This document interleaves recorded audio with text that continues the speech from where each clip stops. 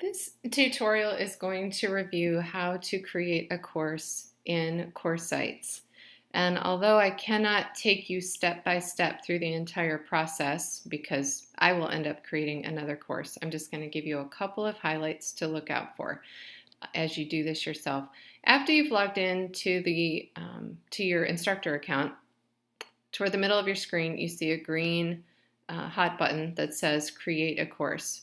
If you go ahead and click on that, it's going to take you through a 3-step process to get that done. You will always want to create a new course, which is your option in the middle. After you get to the point of clicking that, the system is going to ask you to name it. Just a couple of bits of advice here. The name that you pick for your course should be identical to the name that is listed on the HARC website.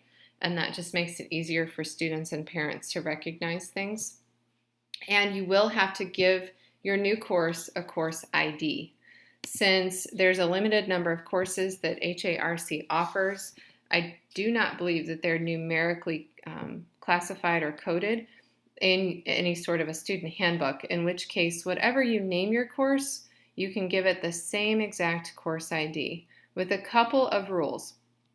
One is the course ID cannot contain spaces, so you have to use periods, dashes, or underscores to separate your terms. So for example, although I'm not going to move on beyond this in my system here, if I were to name my course Developmental Physiology as my course name, and I were to try and name it that as my course ID, the system's going to yell at me and say you cannot do that. And that is because there's a space here between developmental and physiology.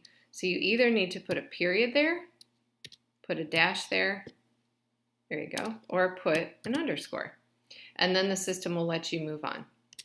So keep that in mind.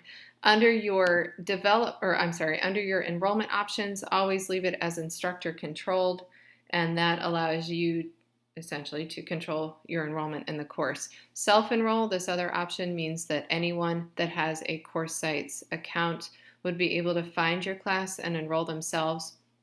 And I will just tell you, as an instructor that's used Blackboard technology for years, you will not be updated if folks self-enroll, in which case you could go half of a school year and not realize that students that are not a part of HARC have been privy to your course materials.